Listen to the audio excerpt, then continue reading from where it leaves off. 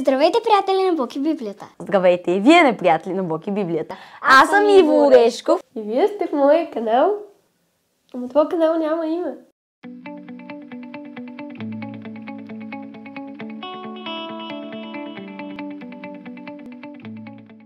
Здравейте, приятели на Бог и Библията! Здравейте и вие, неприятели на Бог и Библията!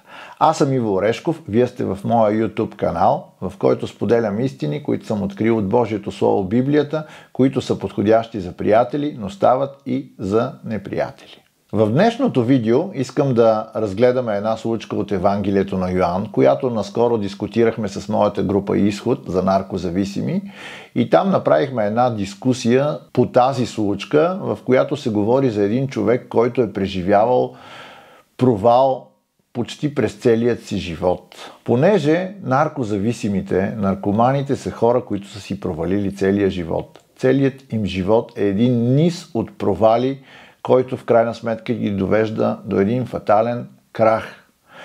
Дискутирахме я тази случка в контекста на проблема с наркозависимостта, но аз искам да я споделя в това видео, понеже вярвам, че тя е валидна за всеки един човек, който е преживявал провали в живота си или който по един или друг начин е смятал, че е провалил целият си живот. Нека да започнем да четем в Евангелието на Йоан 5 глава от 1 стих. След това имаше юдейски празник и Исус влезе в Ерусалим. А в Ерусалим, близо до овчата порта, се намира капалня, наречена по еврейски Витезда, която има 5 предверия. В тях лежаха много болни, слепи, куци и парализирани, които чакаха движението на водата. Защото от време на време ангел слизаше в капалнята и размътваше водата, а който първи влизаше след размътването на водата, оздравяваше от каквато и болест да беше болен. Преди да продължа да чета текста, искам да отворя една скоба и да кажа нещо за въпросната капалня Витезда. Това не е било божествено място, това не е било място, където Бог е слизал и е изцелявал хората. Казва се, че веднъж годишно, само веднъж годишно е слизал някакъв странен мистичен ангел, размътвал е водата, видиш ли, и който пръв успее хлоп да се цопне във водата и бива изцелен от каквато и да е болест. Най-вероятно, веднъж годишно е ставало някакво движение на тази вода, понеже едва ли някой го е виждал този ангел. Най-вероятно са предполагали, че слиза ангел, който раздвижва водата и цоп, който се цопне първи, се е изцелявал от каквато и да е болест. Въпросното място е било подобно на така наречените асклепиони, които са били много разпространени в Гърция и в Римската империя. Асклепионите са били места, където хората са се покланяли на бог Асклепий, понеже той е бил бог на медицината и те са вярвали, че той може да лекува всякакви болести. Нали, е бог на медицината. Как да не може да лекува всякакви болести? Асклепионите обикновено са се построявали някъде около някакъв извор, водоизточник и там е имало много болни, които са ходили на тези места с надеждата да бъдат докоснати от бог Асклепий, който да им изцели болестите. Обикновено дори там е имало някакъв свещеник или нещо подобно на свещеник, който е давал психотропни вещества на хората, на болните, които е трябвало през нощта да нощуват на тези места и през нощта да сънуват сън, в който да им се яви Асклепий и да им покаже какъв е пътя към тяхното лечение, да им даде отговора на техният проблем. Това място в Ерусалим, наречено Витезда, което по принцип означава дом на милосърдието, всъщност е било някаква разновидност на тези асклепиони. Не е било място, божествено място. Било е място, езическо място. Място свързано с фалшиви езически божества. Също така, аз не вярвам, че Бог действа към хората си по този начин, както е описан тук. Веднъж годишно там е било пълно с болни. Представете си, стотици болни. Какво се казва тук? Слепи, куци, парализирани, всякакви болни са стояли и само веднъж годишно, видиш ли, се едно хоп, Бог благоволява веднъж годишно, като някакъв жребий, като тотото, разбираш, като някаква томбола, веднъж годишно, хоп, пращам един ангел, той хоп, разбърква там бульона на водата и Който пръв успее, като в някакво състезание, нали, сигурно става битка, лакти, крака, юмруци, кой пръв успее, нали, да се цопне в този басейн, хоп, видиш ли, бива свръхестествено изцелен, а всички останали болни си остават болни. Това на мен не ми прилича на Бог и на божествена работа. Не ми прилича на сърцето на бащата, който е загрижен за всички свои деца. По-скоро ми прилича на някакъв вид окултно изцеление, понеже ако е слизал този ангел и е изцелявал само един човек, и то най-силният, този, който успее пръв, нали, да пребори всички останали, цялата конкуренция и да скочи във водата, на мен това ми намирисва на демонична работа, намирисва ми на окулт и не вярвам, че Бог се е проявявал по този начин. Но да видим какво се случва в нашата история по-нататък. И там имаше един човек болен от 38 години. И Исус, като го видя да лежи и узна, че от дълго време вече е боледувал, каза му: искаш ли да оздравееш? Значи във въпросната капалня Витезда е имал един човек, който 38 години е бил там. Цели 38 години. Исус отива при него, по някакъв начин се информира, че той е бил болен от много дълго време, понеже се казва Исус, узна, че е от дълго време е боледувал и му каза: искаш ли да оздравееш? Значи първо, какво имаме тук? Какво прави нашия Господ Йешуа, Месията, Исус, на подобно място, езическо място, място свързано с поклонение на идоли и на фалшиви божества. Обаче ето, той е там, отива при този човек и му задава въпрос: искаш ли да оздравееш? В първия момент този въпрос може да звучи малко като, нали, все едно Господ се габарка, разбираш ли, с този човек. Той се габарка, този човек лежи от 38 години там. Всяка година с надеждата да успее пръв да се цопне в този гьол, за да оздравее, и изведнъж се появява Господ и му казва: човече, искаш ли да оздравееш? Малко звучи все едно е нагло, нелепо. Ако си Господ, разбираш ли защо задаваш този въпрос? Ако си истински Господ, не е ли ясно, че този човек, щом от 30 години там си чака реда и не може да се дореди, иска да оздравее? Обаче Господ отива и иска да чуе отговор от него и му казва: искаш ли да оздравееш? Нека да видим какво се случва по-натам. Болният му отговори: Господине, нямам човек да ме спусне в капалнята, когато се размъти водата, но докато дойда аз, друг слиза преди мен. Сега, нека да погледнем реално ситуацията. Този човек въобще не отговаря на Господ Йешуа. Този човек започва да се оправдава. Той подсъзнателно си казва: аз седа от тук от 38 години. Целият ми живот е пълен провал. Аз съм сакат, аз съм парализиран, или там от каквато и болест да е бил болен. 38 години аз седа тук и се опитвам да се преборя с конкуренцията, да вляза пръв в този басейн, за да бъда изцелен, когато дойде мистичния ангел, и не успявам. Провалих се първия път, втория път, третия път, четвъртия път, петия, десетия, 20-я, 30-я, 38-ми път. Аз съм един провал. Вътре в себе си този човек се е смятал за един провален човек. Сакат, парализиран и пълен провал. Не можеш да направи нищо за себе си. Обаче какво прави той? Той не изказва гласно: Господине, аз съм провал, за нищо не ставам. Той не си признава това нещо. Не, защото провала, то е дълбоко вътрешно нараняване, дълбока вътрешна травма. Той започва да се оправдава с другите хора. Господине, виж какво са, положението е такова. Аз нямам никой. Няма кой да ми помогне. Аз страдам, защото няма кой да ми помогне. Ако имаше някой, който му пукаше за мене, да дойде да ме хване и да ме цопне в гьола, когато дойде ангела, да мога да се изцеля, нали, щеше да е друга работата. Обаче няма кой. Никой не му пука за мене. Нямам си никой на този свят. Всички са ме отхвърлили. Всички просто не се интересуват от мен. Наркоманите са хора, които се чувстват по същия начин. Те са отхвърлени от всички, от близките си, от приятелите си. нямат никой, който да се погрижи за тях. Никой. И те се чувстват по същия начин.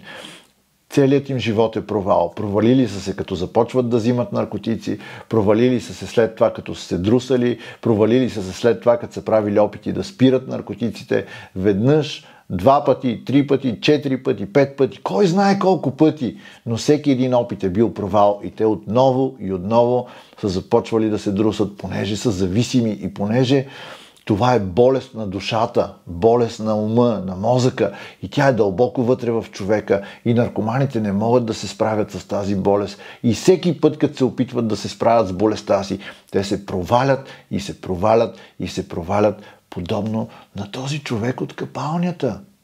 Аз съм бил наркоман цели 8 години и съм се провалял отново и отново и отново. И когато бях на 25 години, аз знаех, че целият ми живот е един провал. Всичко, което бях направил в живота си, беше провалено и аз вътре в себе си вярвах, че съм един провал. Бях пропаднал толкова много, че най-добрите ми приятели, като са ме видели по улиците, те са заобикаляли и са минавали по съседни улички, само и само, за да не ги спра и да ги заговоря. До толкова съм бил досаден за тях, до толкова са се срамували от мен, толкова съм бил отхвърлен от най-близките си. Точно като този човек. И аз съм стоял пред Господ и в мислите съм казал: Господине, Господи, Боже, нямам човек, който да ми помогне. Просто нямам. Не мога да се справя с проблема с наркотиците. Не мога да спра дрогата. Просто няма кой да ми помогне. И другото, което виждам, че този човек се оправдава, освен, че няма кой да му помогне и никой не му пука за него, той казва: те всички други се справят по-добре от мене. 38 години този човек е гледал как някой друг отива и го изпреварва. Всеки път той участва в едно и също състезание и всеки път в това състезание някой друг отива и взима купата преди него. Това не е ли обезнадеждаващо за един човек? Това не е ли обезкуражаващо? Това не е ли дори отчаиващо? И аз го разбирам този човек. Защо е бил в това състояние? Точно като наркоманите. Те са хора, които винаги гледат как техните им близки, техните съученици, хора, които не са поели по пътя на наркотиците, как успяват в живота си, как си намират добри семейства, намират си съпруги, имат деца, имат добра работа, изкарват добри пари, а те седат там и преживяват своя провал след провал, след провал, след провал. Какво им остава на тези хора, освен точно като този човек, да се оправдават с другите хора? Нямам кой да ми помогне, другите се успяват, а аз не. И знаете ли какъв е най-големия проблем на оправданията ни? Най-големия проблем е, че оправданията ни винаги са истина. Този човек не казва нещо, което е измишльотина или фантасмагория. Всичко, което той казва, е истина. Но въпреки това, то е оправдание, което му пречи да намери ключа към своя успех, да намери ключа към изцелението си и към новия си живот. Нека да видим в текста какво се случва по-нататък. Исус му казва: стани, дигни постелката си и ходи. Нека да се спрем малко на това изречение. Значи, какво имаме тук? Господ Йешуа, Месията, отива при този човек и му казва: човече, искаш ли да оздравееш? Той не отговаря на въпроса. Той започва със своите оправдания, с другите хора. Обаче Господ, забележете, поглежда го и му казва нещо, което не е свързано с неговите провали, нещо, което по никакъв начин не е свързано с неуспешните му опити да успее да се изцели, нещо, което не е свързано с неговата болка и с неговите драми от миналото. Господ не му казва: аз съм Господ, аз знам всичко, което ти се е случило в живота си. Спомням си още първия път, когато имаше възможност да се цопнеш в този гьол първи, обаче ти се спъна в камъка и един друг цопна преди тебе. Как можа, бе? Беше на косъм да успееш. Ами след това, спомняш ли си 7 години по-късно? Пак имаше шанса да се цопнеш първи в гьола и да оздравееш, обаче какво стана? Стана еди, какво си и ти пак не успя. А още няколко години по-късно, Аз си спомням твоя провал и там. Аз си спомням всички твои провали. Бе, човече, как мога си такава издънка? Аз съм те създал, аз съм вярвал в теб, а ти издънко така, нали? Аз си спомням, знам. Знам всеки път, когато можеше да се цопнеш и да успееш, но ти не го направи. Как можа, бе? Как можа? Ако ме беше послушал, само ако беше живял според Божиите правила, ако беше спазвал всички Божии заповеди, само ако това, само ако онова, само ако това, само ако онова, ние хората сме много добри да намираме такива укори за другите хора, за техните неуспехи. Можем да ги анализираме. Защо еди кой си е успял?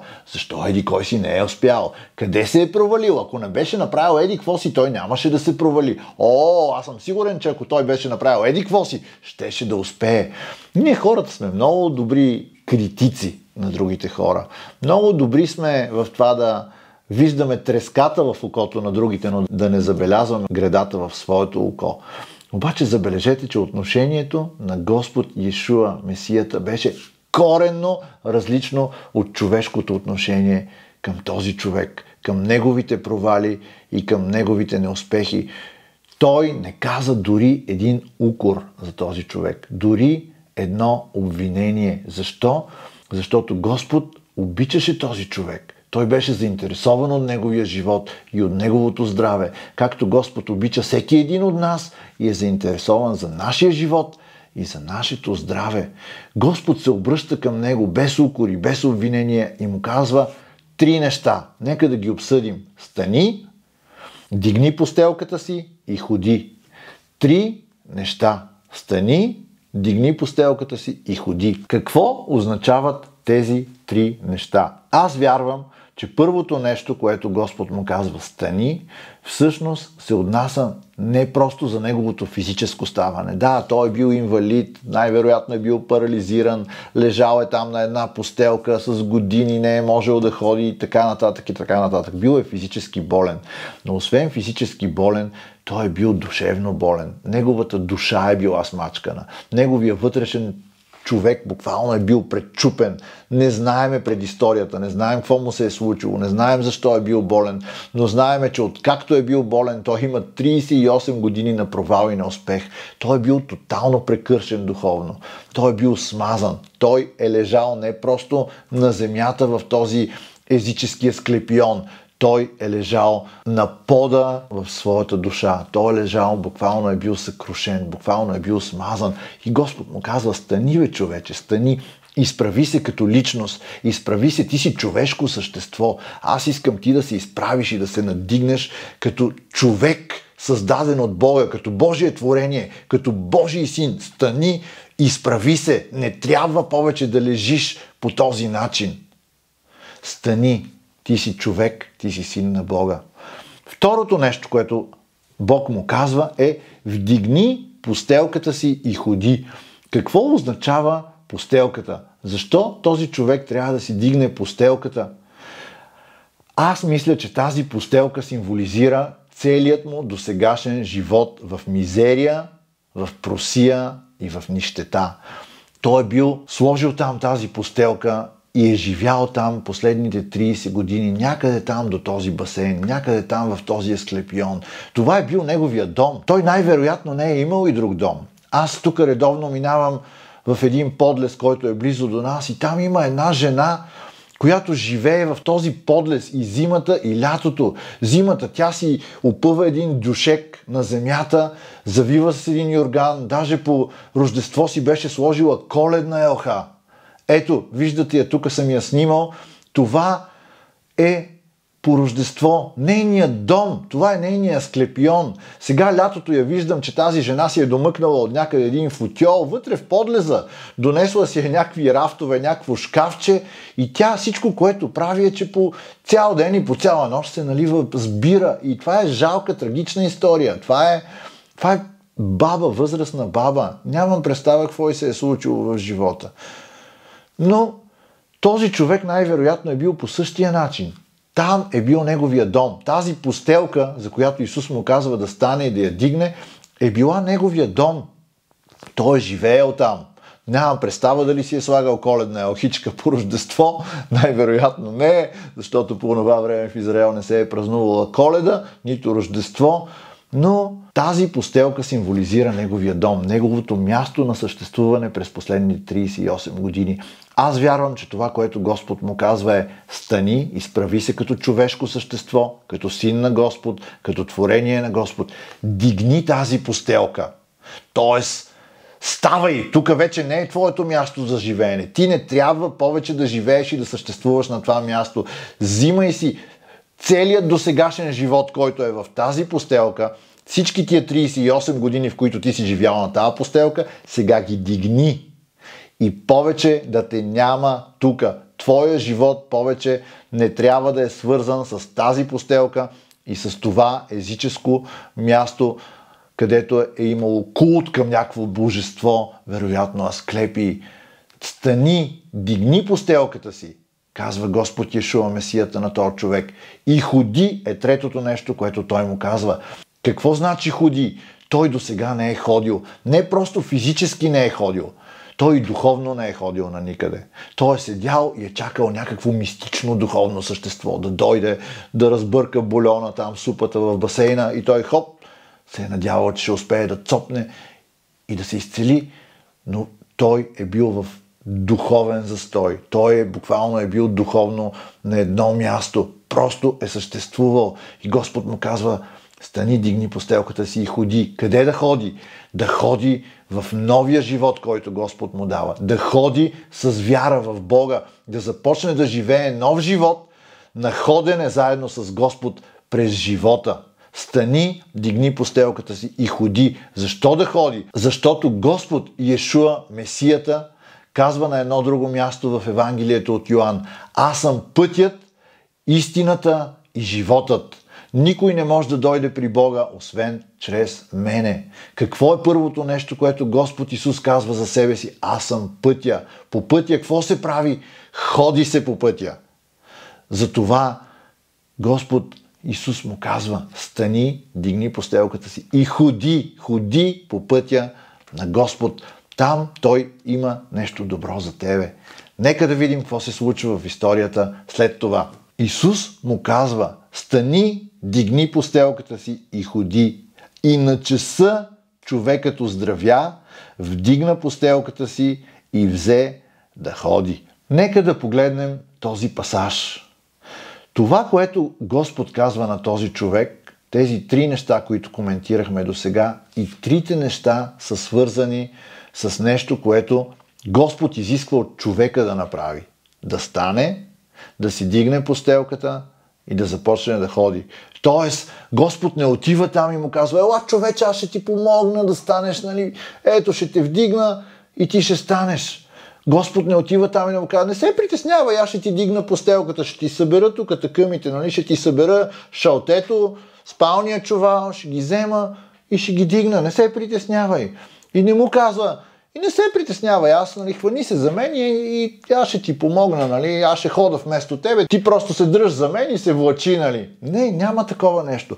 И трите неща, които Господ му казва, изискват някакво действие от страна на човека. Господ му казва: ти трябва да станеш, ти трябва да си дигнеш постелката и ти трябва да започнеш да ходиш. Това е много ключово, важно нещо в тази история. И се казва: и на часа човекът оздравя, вдигна постелката си и взе да ходи. В момента, в който този човек е повярвал на Господ, в момента, в който той се е подчинил на думите му и е решил да направи това, което Господ му е казал, се казва, в същия час той оздравя и почна да ходи и си дигна постелката и така нататък. Тоест, в момента, в който човека е реагирал в покорство на това, което Господ Йешуа му казва, в този момент се е случило чудото. Чудото не се е случило преди този човек да тръгне да прави действията, за които Господ го провокира да направи, да стане и да си вдигне постелката и да ходи. Не, чудото се случва в момента, в който човека чрез вяра откликва на Господ и в този момент чудото става. Той става, вдига си постелката и тръгва да ходи. Вярвам, че чудесата, които Господ извършва в нашия живот, те са следствие на нашия отклик към Бог, на нашето покорство към Бог, на нашето подчинение спрямо Бог. Тоест чудесата не са така, нали, Господ изведнъж идва като то ангел, нали, идва някакъв там странен екземпляр, долита от някъде, соп в гьола и първия, който цоп след ангела, нали, и се изцелява. Не, Господ не е така. Господ прави чудо в живота на хората, но Той първо ги провокира да повярват в Него, да се подчинят на думите Му, да повярват в себе си, да станат, да си дигнат постелката, за да започнат да ходят, и тогава се случва чудото. Така е и с наркозависимите. Аз, когато трябваше да спра наркотиците, аз бях до такава степен смазан от своите провали, провал след провал, след провал, след провал, че аз не вярвах, че ще успея да спра наркотиците. Запознах се с едни момичета на Централна гара, които ми казаха: Бог те обича, най-готиният став на света е Исус Христос, Той е най-якият хероин. Бог не иска да живееш като куче. Ето, ние сме били наркоманки, Бог ни помогна на нас и спряхме наркотиците. И аз малко, нали, бях като тия, точно като този човек в капалнята. Да, някой друг е успял пръв да скочи, нали, в гьола и е успял да спре наркотиците. Ето, на тия момичета Бог е помогнал на това момиче, на другото момиче, те са успяли. Ама аз едва ли ще успея? Аз не мога, нямам кой, някой друг винаги, нали, той успява. И съм се оправдавал, и когато те ми казаха: Бог те обича, не си създаден да живееш като куче, ти си син на Бога, ти можеш да станеш, да си дигнеш тази постелка и да ходиш като здрав и свободен човек по тази земя, който няма нищо общо с болестта на наркозависимост. И аз си виках: да, това звучи прекалено хубаво, за да е истина. Но малко по малко, когато те продължаваха да ми говорят за Бог, продължавахме да коментираме Божието Слово, което в момента коментирахме, аз започнах да вярвам в това нещо. Аз започнах да вярвам, че е възможно Бог да направи това чудо в мене. И тогава, когато аз започнах да го вярвам, аз започнах да откликвам на Бог и казах: аз ще направя опит да стана. Аз ще направя опит да си дигна тази постелка наркоманска и повече да не се върна на нея. Аз ще направя опит да ходя с Бога на тази земя. И тогава чудото стана в моя живот. Бог тотално ме изцели. Изцели ме психически, изцели ме физически, изцели ме духовно, изцели ме душевно, изцели всичките рани в душата ми, които носех от отхвърляне от всички тия хора, които са ме заобикаляли по улиците и не са искали да говорят с мене. Изцели здравето ми, имах хепатит С, Бог по свръхестествен начин изцели този хепатит.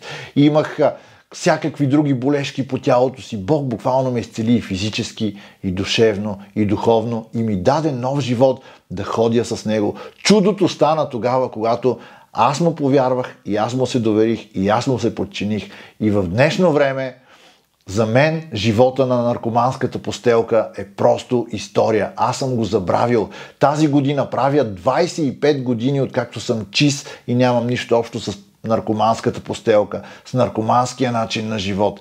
Нямам нищо общо с онзи инвалид, който съм бил едно време. Ето, виждате снимки, това са мои снимки от едно време. Какво съм представлявал точно като този болен човек в тази капалня. Тотална отрепка, тотална развалина, тотално отчаян, тотално съсипан от живота, тотално смазан от собствените си провали. Но аз повярвах и се доверих на Господ, когато Той дойде в моя езически храм, в моето демонично място на поклонение на идоли и демони и всякакви такива нечисти сили и тъмнина.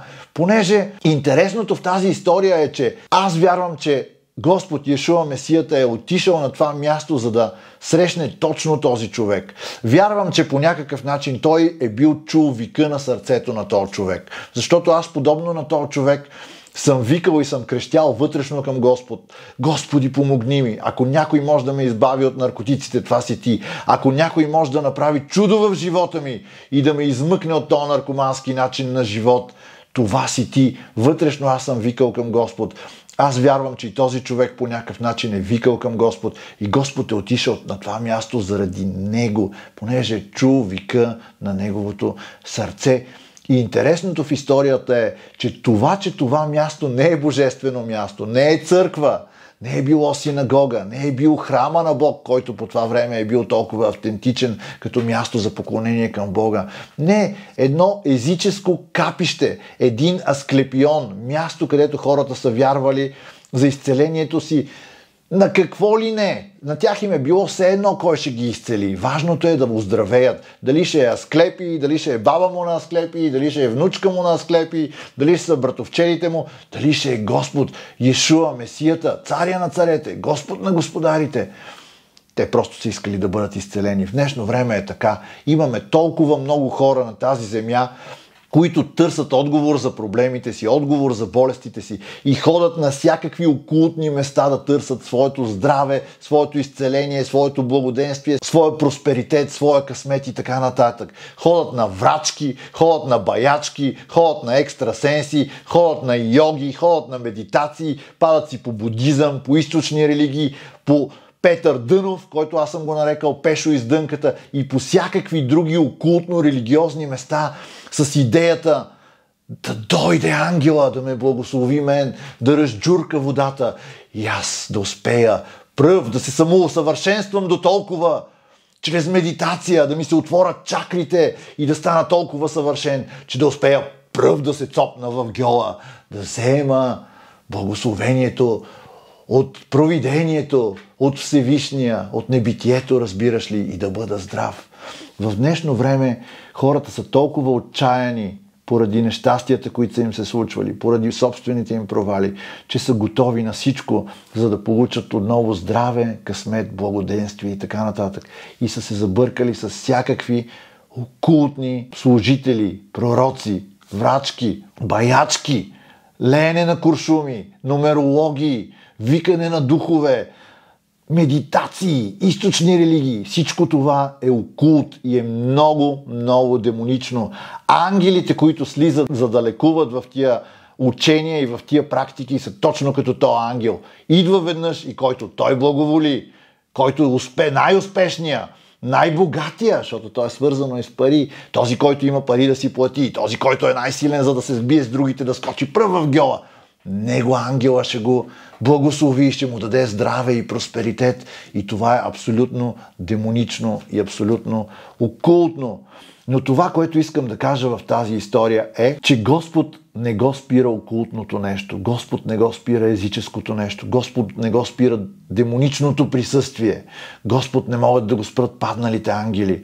Господ не могат да го спрат фалшивите учения, фалшивите култове, окулта и каквото и да било. Той отива на това място, окултно, демонично, езическо, и го намира този човек и казва: човече, искам да те докосна и да оздравееш. Искам да те благословя. Ти си син на Бог. Аз чух вика на твоето сърце и искам ти да бъдеш здрав и да ходиш заедно с Господ на тази земя. Няма сила на земята, няма място на земята, колкото и тъмнина да има, колкото и да е демонично, което да може да спре нашия Господ Йешуа, Месията, да дойде в нашия живот, да ни изцели и да преобърне живота ни от тъмнина като светлина. В моя живот Господ дойде по този начин. Аз бях в тъмнината на наркотиците от 8 години. 8 години на тъмнина. 8 години на смърт, мизерия и болести в живота ми. Това не спря Господ да дойде в живота ми и да го преобърне и да каже: Иво, стани, дигни постелката си и ходи с мен. Аз вече 25 години хода с Господ и това е най-хубавото нещо, което ми се е случило през живота. Нека да видим какво се случва в историята по-натам. След това изведнъж историята сякаш приключва тази драма на изцелението и се отваря една скоба и се казва следното. А този ден беше събота. Затова юдеите казаха на изцеления: събота е и не ти е позволено да вдигнеш постелката си. Отварям скоба и казвам: съботата е бил ден, в който Бог, след като е създал света си, е починал на 7-я ден и е казал: съботата трябва да бъде почивка за Господ, свят ден за почивка в който Господ да си почива. В днешно време имаме подобно. Имаме 5-дневна работна седмица, 6-дневна работна седмица и имаме един ден, дали ще е 1 или 2 дена от уикенда, в който човек трябва да си почива. Тази Божия заповед да пазим 7-я ден, за да си почиваме, е една от най-големите мъдрости, които Бог е дал на човечеството. Защото всеки човек, дори най-големия работохолик, има нужда да си почине, да презареди батериите и отново да започне новата седмица. Но не само това. В случая заповедта на Господ да се пази съботата е била свързана с това, че това е бил ден, в който хората трябвало да си спомнят за Господ, да мислят за Господ. Отново е голяма мъдрост, защото когато човек работи през работната седмица, ума му е ангажиран в работата, сърцето му е ангажирано в работата, той мисли за някакви други неща и няма това време да си мисли за Бог, да разсъждава върху Божието Слово, или ако има това време, то е някакво ограничено и не е пълноценно. Но Бог е искал да има един ден от седмицата, в който човек буквално да си дръпне шалтера за почивка и той да прекарва в присъствието на Господ. Той да прекарва, мислейки си за важните неща в живота и мислейки си за Божието Слово, за Бог, за духовните неща, за небесното царство и така нататък, понеже в ежедневието рядко ни остава време за това. Сега, в конкретната история идват някакви религиозни юдеи. Това са били не просто евреи, те са били религиозните юдеи, които са пазили уж Божиите закони безпрекословно и почват да го осъждат и му казват: събота е! Не ти е позволено да си дигаш постелката и да ходиш. Предполагам, че те са смятали дигането на постелката за някакъв вид работа и затова са му се скарали, че в събота не му е позволено да прави това, тъй като забраната е била да се работи в съботен ден, да се прави каквото и да било нещо. И най-вероятно са му се скарали точно за това. Събота е и не можеш да правиш това нещо. Сега, тези религиозни хора са били толкова дребнави, че за тях е било по-важно да изпълнят до буквичка, до точка, до запетайка своя закон. Но не им е пукало за самия човек. Защо? Вместо те да видят, че човека е здрав, този човек 38 години е живял в мизерия и нищета и в един момент той оздравява. Те не виждат това нещо. Те виждат, че той си е дигнал постелката и е нарушил тяхните правила и почват да му се карат. Какво получава този човек тук от тия юдеи? Забележете, нещото, за което говорихме в началото. Най-вероятно цял живот той е получавал укори от хората. Ти си провал, ти не ставаш за нищо, тук можеш да успееш, но не успя, тук можеш да не се провалиш, но ти се провали, ти не ставаш за нищо, ти си провал. И в един момент идва Господ Йешуа Месията и отношението му е коренно различно. Той не го нарича провал, не му държи сметка за неуспехите и не анализира живота му къде се е провалил и къде не. Той идва и сърцето на Бог е такова и го изцелява. Господ идва и го изцелява. Без укори и без обвинения. И ето, в някакъв момент този човек преживява чудото от Господ, оздравява и първото нещо, с което той се среща като отношение от страна на хората към него, е отново укор.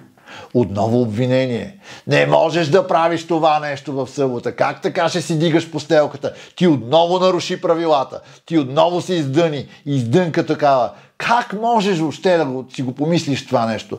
Каква е разликата между Божието сърце и религията? Знаете ли? Понеже да си истински вярващ и да си религиозен са две различни неща. Аз много мразя религията. Защо мразя религията? Защото тя е фалшива духовност. Тя представя на хората фалшив образ за Бога. Тя лъже хората, че Бог е такъв, какъвто не е. И още нещо, което искам да видим тук за религията е, че в образа на тези религиозни хора, които са започнали да го укоряват, на религията не й пука за човешкия живот. На религията, на религиозния дух, на него му пука за правилата, за законите, за дори точките от законите и запетайките са важни, трябва да се спазват безпрекословно. Докато Господ, той не е като религиозните хора. Господ не е религиозен. На него му пука за човека. На него му пука за здравето на човека. На него му пука за живота на човека. Запомнете го това нещо. Това е основната разлика между религията и истинския Бог. На религията не и пука за хората, пука и за някакви дребнави правила. На Господ, не че не му пука за правилата, пука му, разбира се, той ги е дал, но повече от това на него му пука за човешкият живот. Това е нашия Бог, това е сърцето на нашия небесен баща. На него му пука за мене, за тебе и за всеки един от нас. Толкова много, че е готов дори да дойде в нашата тъмнина, в нашето тъмно демонично царство, в нашия Асклепион, в който живеем в нищета, мизерия и провал, да ни намери и да каже: човече, стани, дигни постелката си и ходи заедно с Господ. Ти вече имаш нов живот, ти вече си здрав и можеш да ходиш щастливо с Господ на тази земя, не на небето, на тази земя. И ето ги са, тия юдеи почват да го обвиняват. И вижте какво отговаря човека на тях. Четем в текста. Но той им отговори: онзи, който ме изцели, той ми каза: дигни постелката си и ходи. Какво прави човека тук? Отново започва да се оправдава. И отново започва да се оправдава с някой друг. Разбирате ли? Пак аз нямам отговорност към това, което ми се случва. Пак някой друг е виновен. В случая той каза: какво да направя? Той човек, който ме изцели, той ми каза да си дигна постелката и да хода. Аз направих какво той ми каза. Аз нямам вина, нямам отговорност за това нещо. Пак се оправдава с някой друг. И както казах в началото, проблема с оправданията са, че те са истина. Те не са лъжи и измишльотини. Той пак казва истината. И хората го питат, попитаха го: кой човек ти каза вдигни постелката си и ходи? А изцеленият не знаеше, защото Исус се беше изплъзнал оттам, тъй като имаше много народ на това място. Изцеленият човек, на който дори не знаем името му, защо не ни е казал на името му? Защото този човек мога да бъда аз, можеш да бъдеш ти, може да бъде всеки един от нас. Той не знае кой е човека, който го е изцелил. Видял е възможност за изцеление, дошъл е някакъв човек там, предложил му е изцеление, предложил му е чудо, той му е повярвал и е бил изцелен. И след това Исус по някакъв начин изчезва от сцената. Просто така беше се измъкнал. Беше се изплъзнал, се казва в текста. Нали? Изведнъж изчезва. Отива, намира го, дава му чудото и изчезва. И какво се случва по-натам? 14 стих започва с думичката после. Сега, това после колко време е, няма как да знаем. Дали после по-късно в същия ден, дали после на следващия ден, дали после след една седмица, след един месец, след една година. Нямаме представа колко е това после, но е след някакъв период от време, се казва следното. После Исус го намери в храма и му каза. Забележете, Исус го намери в храма. Значи този човек след това е отишъл в храма на Бог. Значи най-вероятно той е повярвал в това, че Бог е направил чудото, щом като вече не е бил в тъпия Асклепион, в който са се покланяли на някакви измислени идоли и фалшиви гръцки божества, ами е бил в храма на Бог, на Йехова, Бога на Израел, Бога на Аврам, Исак и Яков, Бога, създателя на Вселената и създателя на всичко останало. Той е бил в храма на Бог, което на мен ми говори, че той е приел вярата чрез Исус в сърцето си и е отишъл в храма на Бог. И се казва, Исус го намери после. Това, което на мен ми говорят тези стихове е, че Господ, след като веднъж е потърсил човека и веднъж го е докоснал, дори и след това този човек да не го познава, да не знае кой точно е бил този Исус, този Йешуа, Месията, някакъв там Господ е дошъл, по някакъв начин го е докоснал, дали го е изцелил, дали го е благословил по някакъв друг начин. Човека не знае. Българите са много добри в това да вярват в Бог Инс. Кой е Бог Инс? Има някаква сила. Като питаш българите по принцип са суеверни атеисти. Те казват, аз съм православен. Какво значи аз съм православен? Роден съм в България. Вярваш ли в Бог? О, да, вярвам, че има някаква сила. Значи, какви са българите? Суеверни, православни атеисти. Те са православни хора, които вярват, че има някаква сила. Бог Инс.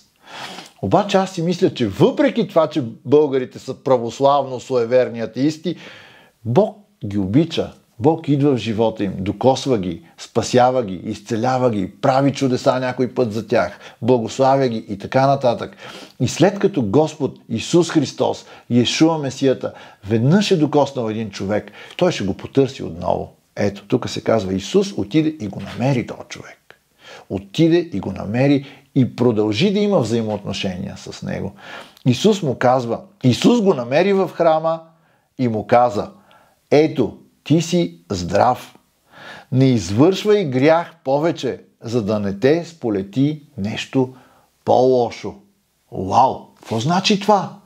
Значи, забележете, Господ Исус не е заинтересован само от това да ни изцели, да направи някакво чудо. Той е заинтересован от това ние да успеем да задържиме изцелението си и живота ни да тръгне нагоре, а не след изцелението да тръгне нагоре и после пак срив.